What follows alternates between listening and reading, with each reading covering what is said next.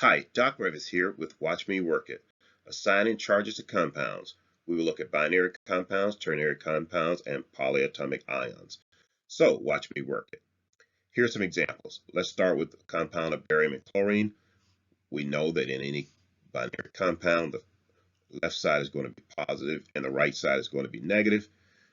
The way this works is we would always assign the negative side based on the priority. In this case, priority comes from our priority group 1.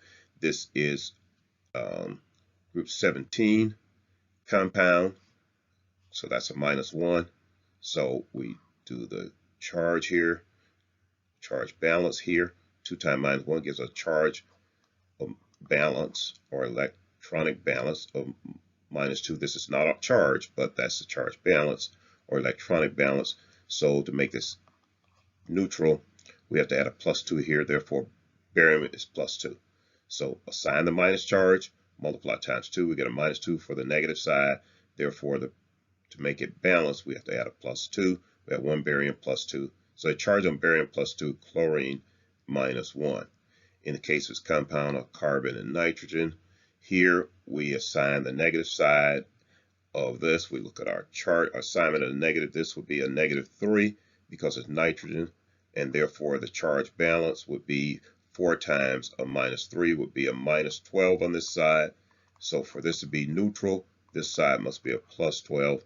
So 3 times what gives you +12? +4. Therefore carbon is +4 and nitrogen -3. In this particular case, we have phosphorus and cobalt. Phosphorus is the standard. Phosphorus would be also in group 15, so that's a -3. So we have -3 times 3 gives us a -9 for the negative side. And so in order for this to be balanced, electronically neutral, this side must be a +9. Therefore, 1 time what gives us +9? +9 here. So cobalt here is a +9 and phosphorus is a -3. Here we take the compound of boron and hydrogen. Here we note that hydrogen now moves is an anion, so it's not positive. Here it's going to be negative. Priority is right here, so this is a -1 for hydride. When hydrogen's on the right side of the compound, it is negative. All compounds are written with the left side being positive, the right side being negative. That is the convention for writing compounds. So 3 times -1 gives us -3. We want this to be balanced at 0. So this side must be +3. These are not charges, but they help us do the math for determining the charges. So 1 time what gives a +3? So this is +3. By the way, some like to write 3 plus and 1 minus. That's okay. All right, that's your binary compound. Let's take a look at ternary compound. Similar process, except in this case, our division line of plus and minus shifts a little bit here. Okay, so when we have ternary compound, your last element is your negative side, and the first, whatever the first sets are, 1 and 2, this is going to be your plus side. So here we split this, and this will be minus, and this will be the plus side of the compound. So let's go back to the beginning now. So oxygen priority assignment is -2. So as a priority assignment, -2. Therefore, for its charge balance, we have 3 times -2 gives us -6. Therefore, this side must be a +6 to equal 0. Now we have to use the second priority list for assignment of potassium. So potassium here is going to be a +1. And then we will use math for the one in the middle. So in general, you will assign the right side priority for ternary. Then you will assign the left side, and the middle must be by math. So let's do the math here. We have +1, and we need to get +6. Therefore, nitrogen is +5. Okay? So remember, we assign the right side to a negative as priority. Then it's priority 1. Then we do priority 2. The plus side, whatever's to the farthest left. Okay, we assign it a +1. Then we do math to get the middle. Okay, so let's do the next one. We have CN. That's going to be right here in priority number 1. CN's a -3. So this side is a -3. So we need 0 for neutrality. So this has to be +3. Lithium is in priority set number 2. And so lithium has a +1. Therefore, in order for this to be electronically neutral, carbon here must be a +2. +2 plus 1 gives +3, and that balances out with a -3.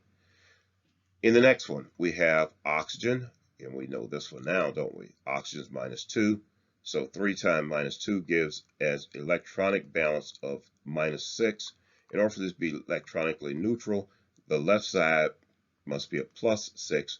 We use the priority 2 for hydrogen, +1, and therefore, in order for this to be balanced, we need bromine to be a +5. So note here bromine, which if you're memorizing charges, some would have memorized bromine as a -1 and would have just written it there. You can't do that when it comes to tertiaries. You have to do math for the central. Always do math for these. Okay? So let's go to the last one here. Aluminum hydride, since hydride's on the far right, is now a negative charge, and that's in priority 1. If it's a hydride as an anion, it's -1. So we have 4 times -1 gives us -4.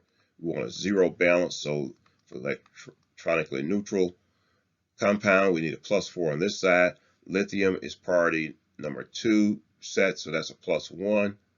And so in order to get this to work out to where it is 4, this needs to be a +3. So in this case, we have lithium with a +1 and aluminum with a +3. So that's how you do it for these ternary compounds. All right. Now, what about polyatomics? Process is the same, except with a polyatomic, we're back to what looks like a binary and not a ternary. So we split these right here. So now when we do this, we have 2 parts, plus side and the minus side of this. Okay.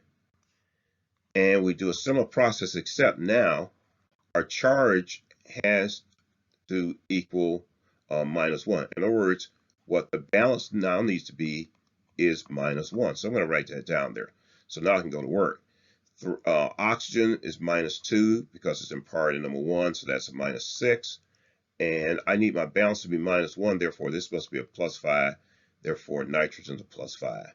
Let's go to the next one. For this one I have a -2, so I'm going to go ahead and write that down there. I want this balance to be -2. So let's go to work. Oxygen is -2. This -2 does not belong to oxygen, it belongs to the entire compound. But as we're assessing charges, it just happens to be the same value. That this is a -2, so this is -8. So if this is -8, I need a -2. The plus side must be +6. Therefore, sulfur is a +6. That really is a 6. Okay? Let me clean that 6 up a little bit for you there so you can see it and see that that really is a +6. All right? So now, all right. So now the +6. There we go. So phosphorus here has a -3 overall charge. Let me write that so I can keep an eye on it. And so oxygen is -2. This side is also a -8. And for this to be here, oh boy, that's going to be a +5. For that to be a -3. Okay, get it? So it'd be -3. So this phosphorus is a +5. Let's go to the next one. In this case, we have phosphate. In this case, we have phosphite. Notice there's 1 oxygen less. So what we still do the math the same way. The bottom part of this is the math. The math must equal -3. So oxygen is -2. So that's 3 times -2. That's -6. In order for this to be a -3, this side must be a +3. Therefore, phosphorus here is a +3. Okay? So that's how we work charges for polyatomics, for ternaries, and for binaries.